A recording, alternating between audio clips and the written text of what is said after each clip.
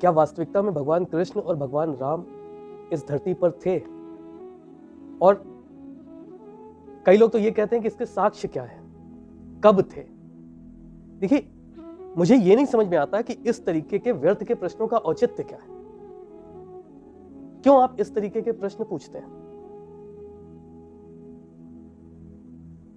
जिस भी व्यक्ति ने रामचरितमानस पढ़ी है या श्रीमद् भागवत गीता पढ़ी है, उसको इस प्रश्न का जवाब स्वयं से ही मिल जाता है।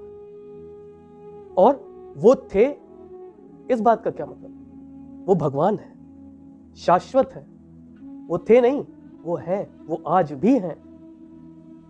और जो है उसके थे होने का साक्ष्य आपको कैसे मिलेगा? आप सोच करके देखिए।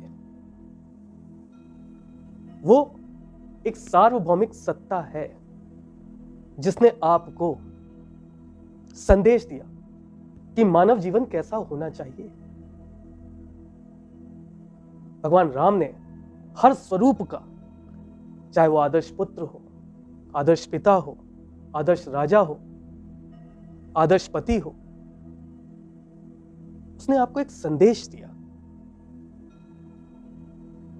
उस संदेश से मतलब होना चाहिए आपको। इस बात से क्या मतलब है कि वो कब थे?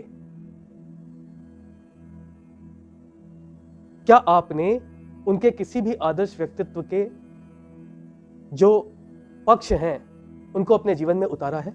अगर आप एक बार उतारने का प्रयास भी करेंगे ना, तो साक्षात आपको अनुभव होने लगे।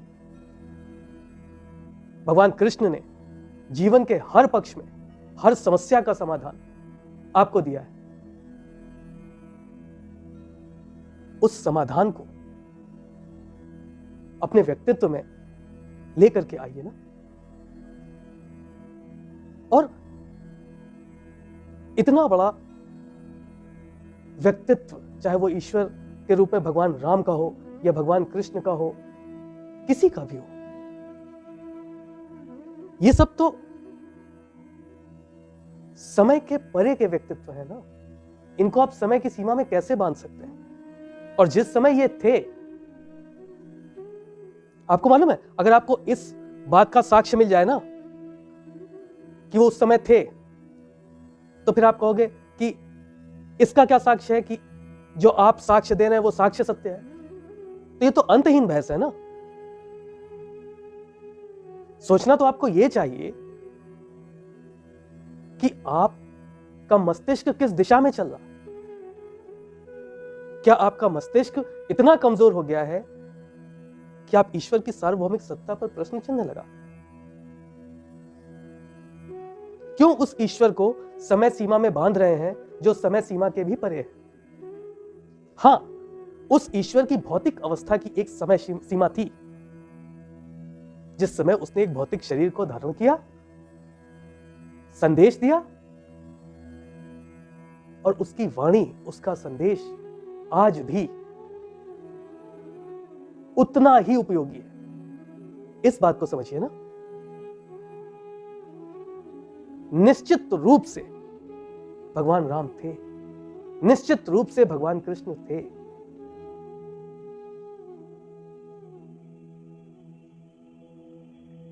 इतिहास की समय सीमा में बांधना, समय की समय सीमा में बांधना, यह व्यर्थ की बात है। यह प्रयास नहीं होना चाहिए। इस तरीके के प्रश्नों को ही नहीं उठना चाहिए।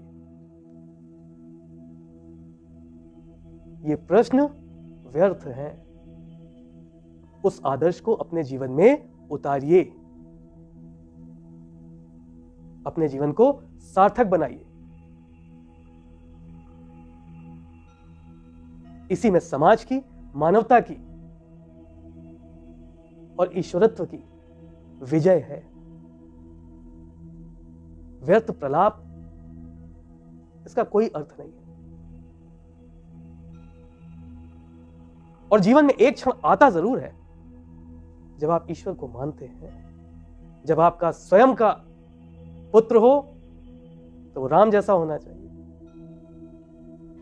जब आप स्वयं समाज में अपने व्यक्तित्व के परीक्षण के लिए निकले तो आपको स्वयं से लगता है कि वो कृष्ण की तरह होना चाहिए। तो जब वो गुण ही अपने आप में सार्वभौमिक है, तो नतमस्तक होकर स्वीकार क्यों नहीं करते? स्वीकार करिए, आदत डालिए, अपने मन के घोड़ों को लगाम दीजिए। इस तरीके के प्रश्न निरर्थक होते हैं।